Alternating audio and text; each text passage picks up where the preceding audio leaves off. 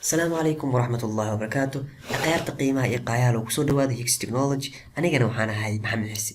Maanta waxaan sharixi doonaa sida kombiyuutarkeena uu u save gareeyo ama si uu u kaydiyo sawirada aan ku shubano maalin walba.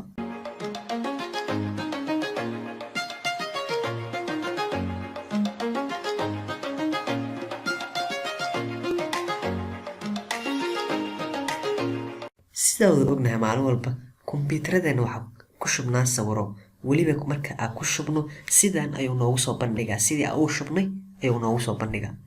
Haddaba sidee baa uu ku save gareeyaa kombiyuutarka? Inta aanan gelin arrinkaas, bal sawirkan ila fiiri.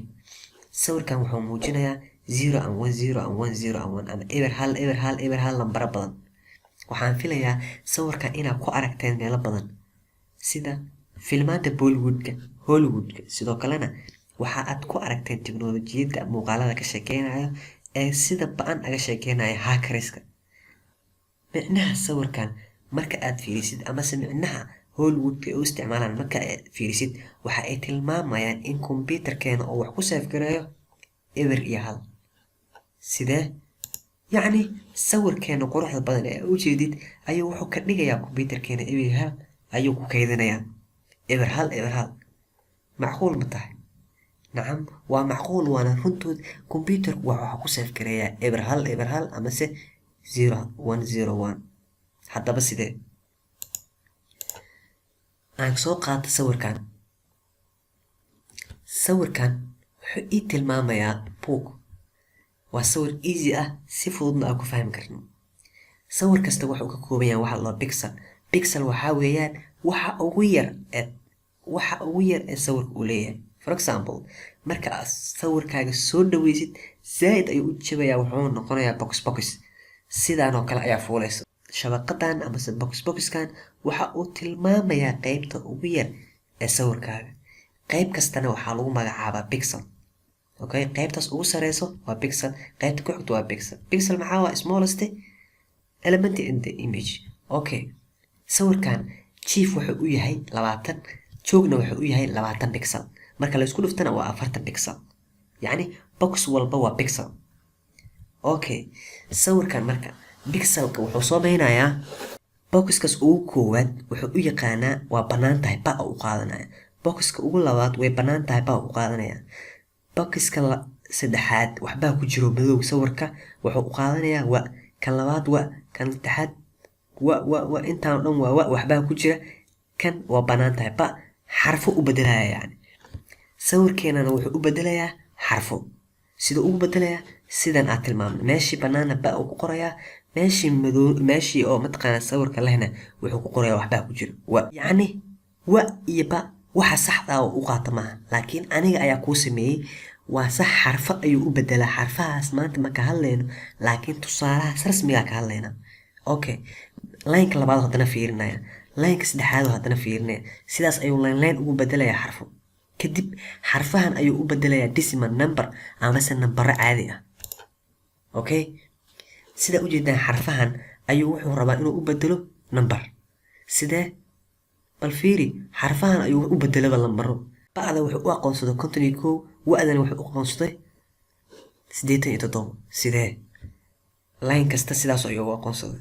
waxaa jira waxa la dhaho ASCII code amase Unicode oo macnaha u aqoonsanaya nambarada. waa standard loo aqoonsaday nambarada iyo xarfaha u taagan. xarfaha kasta nambaray u taagan yihiin, laakiin xarafka B ASCII code wuxuu ugu taagan yahay 64. maanta 64 soo qaadan. sidaana rabaa inaad tusaale ugu siiyo, ma ahan midkii rasmiga ahaa, laakiin nambaradan oo kale ayuu ka dhiganayaa. kadib nambaradan oo loo yaqaano decimal number ayuu waxa uu u bedelayaa waxa loo yaqaano binary number. siduu u bedelayaa? waxaa jira binary formula oo ah 2 lagu jibaaray eber waa hal. 2 lagu jibaaray sida caadiga ah, powerka caadiga ah ilaa iyo 7. 7daas 8 dhijidoo yaqaana binary. kadib wuxuu sameynayaa 51 waa soo qaadanaya. 51 waxa u bedelayaa 0 and 1. Okay, soo qaato qaacidadana halkan soo dhigtay. markaa qaacidadan soo dhigtay 51 128 way ka badan tahay. 68 waa ka badan tahay, laakiin waxa ugu soo dhow waxa waaye soddon iyo labo kadib soddon iyo labo ayaa hal siinaya waxaa ii soo haray soddon iyo labo laga jira konton iyo kow waa 19 19 maxaa iigu soo dhow 16 hal ayaa siinaya kadib maxaa ii soo haray saddex saddexda maxaa waaye waa hal iyo labo labadan hal sii halkana hal sii inta kale marka ziiray qaadanaysa sidaas ayaa waxaa ugu bedelay konton iyo kow 0 and 1 haddana konton iyo kowdan kale ayaa u bedelaya sidaan oo kale marka aan rabo inaan 87 u bedelo 0 and 1 kan waa eber sababtoo ah uu ka badan yahay uma 61 easy hal because of saa ugu soo dhow inta ii soo hartayna waxaa weeyaan 16 iyo hal iyo hal kadib inta kale 00 ayaa siinaya sidaas ayaa ugu bedelay binary okay computerkan sidaas oo isticmaalaya decimal ama nambarada caadiga ah adiga aan fahmayn ayuu wuxuu u bedelayaa 0 and 1